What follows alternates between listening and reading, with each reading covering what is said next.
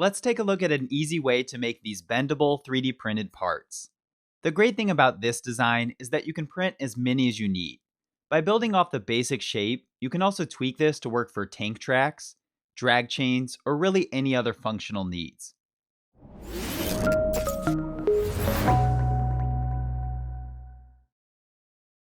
Hey there, it's Kevin Kennedy, and welcome to episode number 9 of Practical Prints. First, I just wanted to say thanks to those who reached out to me in the last couple of weeks. I appreciate you guys checking in, and I wanted to let everyone know that I'm okay and doing well. I've actually been working on the finishing touches for my setup to be able to film my CNC so I can not only start to do cam tutorials, but also include some high quality video footage. I got a little bit carried away in the building of a backdrop and overhead rig for the camera, and that's really why I haven't been able to set aside time to post something in the last 2 weeks. So rest assured, I don't plan on stopping the Fusion 360 tutorials anytime soon. Anyhow, let's get started with this tutorial. I've saved the file and set up a component. Now we're going to eventually pattern the shape, so you'll want to start with a new component. The basic premise of this design is that we're going to create a pin and hole joint. If you look at these drag chains, which were injection molded, you'll see there is a simple pin and the opposite flange has a hole. Now I'm not going to copy this design one for one, as I want to focus on creating the clearance and a few other considerations. That leaves it up to you to tweak the design for whichever project you're working on. Let's start with the line tool on the bottom origin plane. Since this part is symmetrical, we'll start out with half of the shape and we'll mirror it over once we complete all of the details. We'll make this jagged shape, which gives us the spot to create the pin on one end and the hole on the other end. I made the height of this first line 16 millimeters. From the origin running to the right is an 8 millimeter line. Then a line running down 6 millimeters. Most of these initial dimensions are arbitrary and you'll have to tweak them for your use case. Now the goal with mine was to show you the basic shapes needed to get this to work. We need another line going to the right 2.5 millimeters. Then a line running back up 16 millimeters. I'll use an equal constraint instead of applying a dimension. We can then finish off the jagged shape by creating 2 more lines.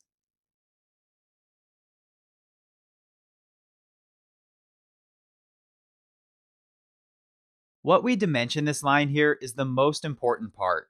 We don't want this part to be positioned with this bottom line, otherwise when we snap the parts together, there won't be enough clearance for them to move. So regardless of what dimensions you're using, just make sure that you do factor in some sort of clearance. Of course, this is also going to depend on your 3D printer's tolerances. With mine, I found that a clearance of approximately 0.4 to 0.6 millimeters works well when working with moving parts. So I ended up making this top horizontal line 2.9 millimeters since the bottom one is 2.5. Lastly, we'll just want to make sure we add any remaining constraints to make sure our sketch is fully defined. My test prints were then all extruded to a thickness of 5 millimeters.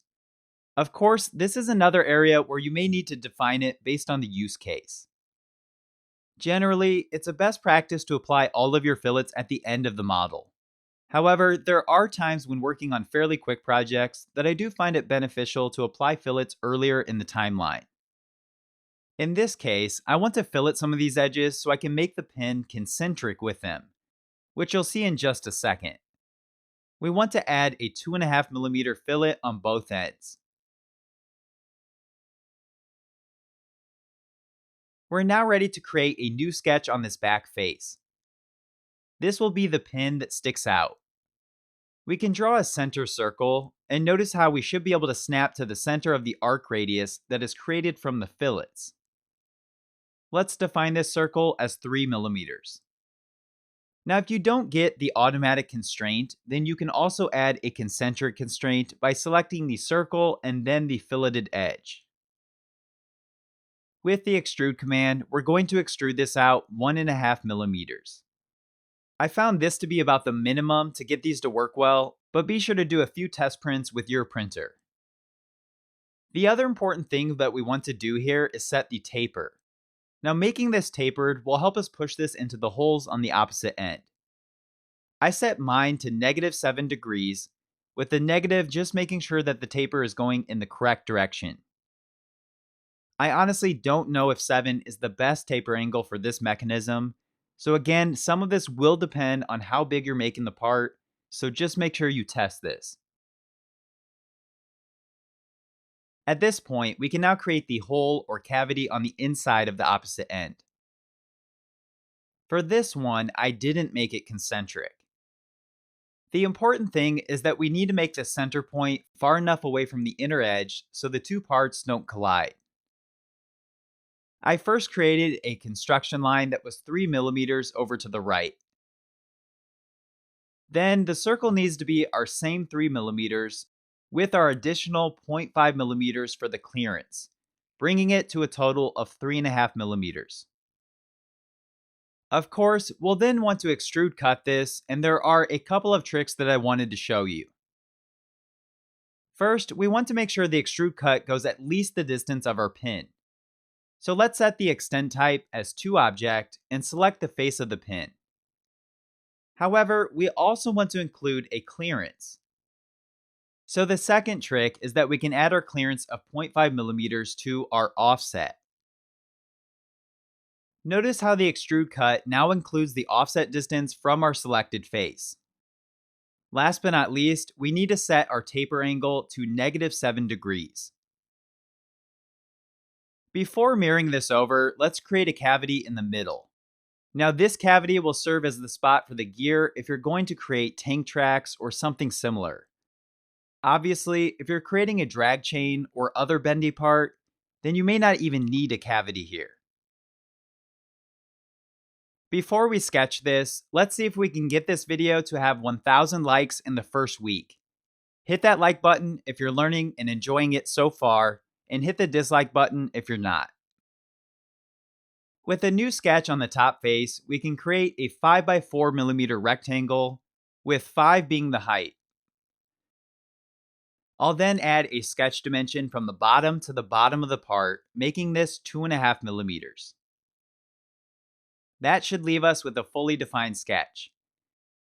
We can then extrude cut this, setting the extent option to all, which will ensure that this always runs through the part. Let's now activate the modeling mirror command.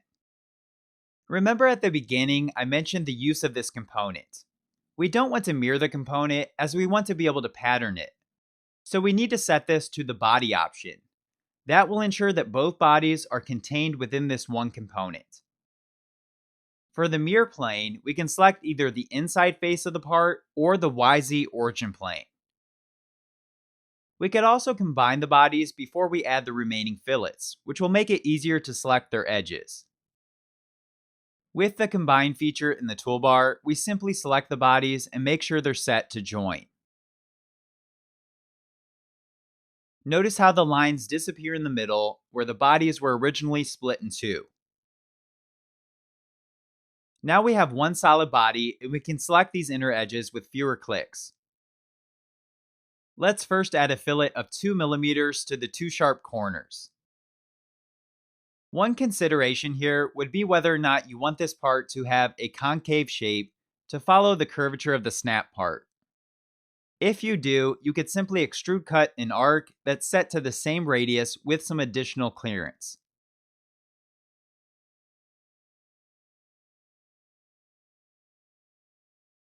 We'll also want to add a new selection and select the top and bottom 4 edges of this inner cutout. This roundover is simply to help the gear transition. I also want to call out that I'm intentionally adding a new selection, even though I'm defining this as 2 millimeters as well. You'll find that separating fillets like this is a best practice, as you never know when you may need to edit the fillet radius later on. I see this all the time where users will select a ton of edges, followed by defining the same fillet for different features of a model. However, when you later decide that you want to change a few of them, it can be quite the challenge to make them all their own radius. At this point, we have the basic shape down. This is where I encourage you to play with the shape to fit your own needs. Now you could leave the bottom closed off, create a tread texture if it's for an RC car, or create sidewalls if you're trying to create a drag chain. Of course, the length, width, and thickness could also be changed. I also wanted to show you how patterning this and applying some quick joints can be a great way to test this. Before we use the rectangular pattern feature, we'll want to use the section analysis tool from the top. This will help us see what's going on to the inside. Now we can set this to -2.5 mm so it's right in the middle. With the rectangular pattern feature, we can pattern the components.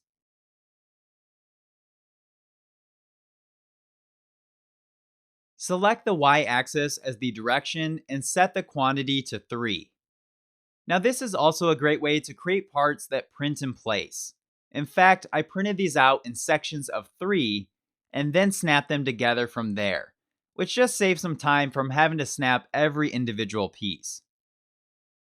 Notice how the section analysis makes this easier to find the right distance of the pattern. Once the pattern is complete, we can go ahead and turn the analysis back off. We can now add some quick as-built joints and a motion link to test this out. First, however, let's create a new component that will serve as the subassembly, grouping the 3 components. We'll just activate the subassembly and drag the 3 components there. With as-built joints, we can add a revolute joint to 2 of the components. Now the tricky part is then selecting our cylindrical pin that these revolve around. We can use the Command key on Mac or Control key on Windows to lock in our selection once we're hovering over the pin. We can then select the appropriate pin.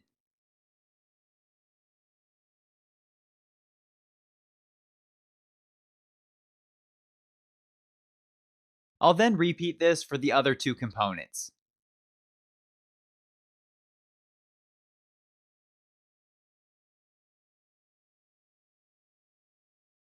We can add a motion link by simply selecting the 2 revolute joint flags.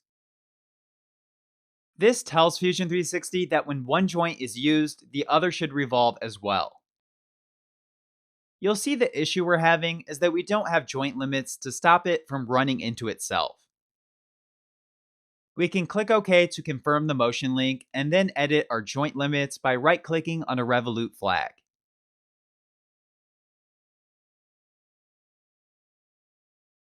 With the minimum and maximum, we'll want to set both of them to about 90 or 95 degrees, which is pretty close to where they would run into each other and be forced to stop. We'll then do the same to the other joint.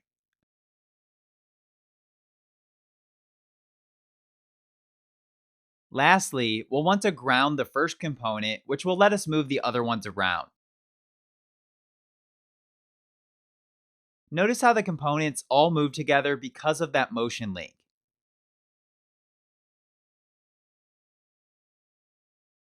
The last thing that I would recommend with a project like this is the use of the interference command.